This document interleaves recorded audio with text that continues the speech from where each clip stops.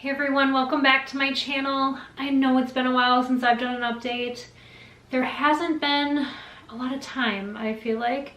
All my time off has really been super busy getting everything ready for this baby that is about to arrive. And then my weekends off we have really spent at my cabin up north. So been really busy with that, haven't had time to film any updates. We are now not going to our cabin anymore because it's too far away. It's about 3 hours from our hospital, so we'll just be at home until baby comes now when I'm not at work. Still working full-time, 12-hour shifts. Those are getting kind of rough on my feet. I do have some pretty significant swelling in my feet some days. Yeah, it's quite painful actually. Another thing that I've been noticing as I'll be what, 37 weeks this week now. Sleeping has gotten a lot more difficult. Not so much with the indigestion anymore. That seems to be a little bit better now after baby dropped a bit at like 34, 35 weeks. But now I'm just restless and uncomfortable and my back hurts and I just cannot find a comfortable position anymore, which is new for me. I did sleep okay before that. Getting up to the bathroom multiple times a night now. My last checkup was last week at my 30s. So at 36 weeks, I was measuring on track again. So I'll measure ahead, then I'll measure behind, or not behind. I'll measure on time, then I'll measure ahead. So for the most part, I've always measured ahead. A couple times I've measured on time. I think that's probably more just because I dropped and now I'm measuring smaller than what baby probably truly is. But I did have a cervical check at my last appointment and I was 1 to 2 centimeters dilated and 60 to 70% effaced with a negative, or -2 station. So the baby's kind of high yet, not fully engaged in the pelvis, which I can kind of tell. The baby's not fully engaged, so I'm hoping soon baby will be, but maybe not until labor. So one of the worst symptoms I now have on a daily basis that is awful and it sometimes lasts for hours is this lightening crotch. I don't know what else to call it. That's what everybody seems to call it, and that's exactly what it feels like.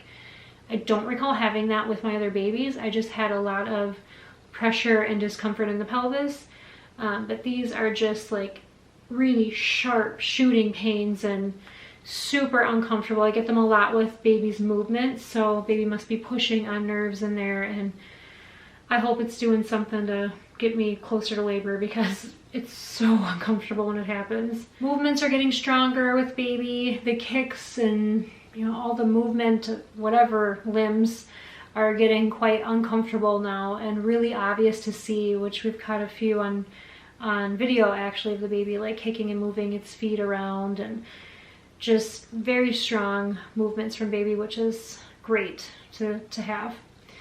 I also have the hospital bag pretty much packed. Baby's bag's pretty much packed. The nursery is basically, it's all done. So I'm really excited that that's finished. I got my rug I wanted, I got my nightstand done and my lamp ordered, and everything is ready basically for baby. My husband is just working on the laundry tub yet because we're going to cloth diaper and we need that for cloth diapering. So we had some water damage that needed to be repaired. He's been working on that. Otherwise just been pretty crampy intermittently, kind of like period cramps. No like regular contractions, nothing to really track yet at this point. I kind of feel like this baby could even be later than my other ones just because, I don't know, I just feel like it's not going to come early. So Caden was my firstborn. He was 38 weeks and 5 days, and Jay was my secondborn and he was 38 weeks and 6 days. I feel like this one could be well over 39. Hopefully not. My doctor was talking about inducing me because of baby's potential size. We were thinking this baby's larger than my previous two. I do want to go naturally, so I'm not all about being induced. But I also don't want a baby too large that I end up with a C-section either. So I think we're going to kind of play it by ear and see what kind of cervical changes I'm making. If it seems like my body's ready, then I'm more willing to do it. But if it seems like my body's not, I know the risk of it failing and ending in a C-section anyway. So I don't want to do it if that'll be the case. So we might be doing, like, he told me 38-week induction. It's my week off, my 38th week, so I'm going to try to do what I can to get labor going on its own. And then if I can't get things going by 39, then I think I'd be okay with scheduling it if things are seeming like I'm fairly close anyways. So that is what I have for an update. There's just not a lot. It's been a lot of baby prep, a lot of just waiting for this one to arrive, but my belly is getting huge. So I'll actually show you guys.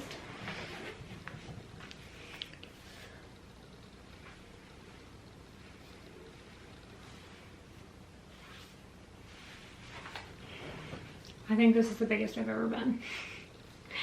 So, we are just so excited for this baby to come. Jay is super excited to be a big brother, and he's always asking how much longer until the baby comes. So yeah, we're all excited here, but that's about all I have for an update. I'm not sure when my next one will be. Maybe after baby comes. Maybe I'll film one as I am getting closer to labor, if I feel like things are changing. But thanks for watching, everyone. See you in the next one.